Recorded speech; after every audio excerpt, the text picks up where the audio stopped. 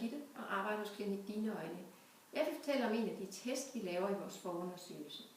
Det er netop her, vi tester for færdighederne i synsfunktionen og om de er alderssvarende.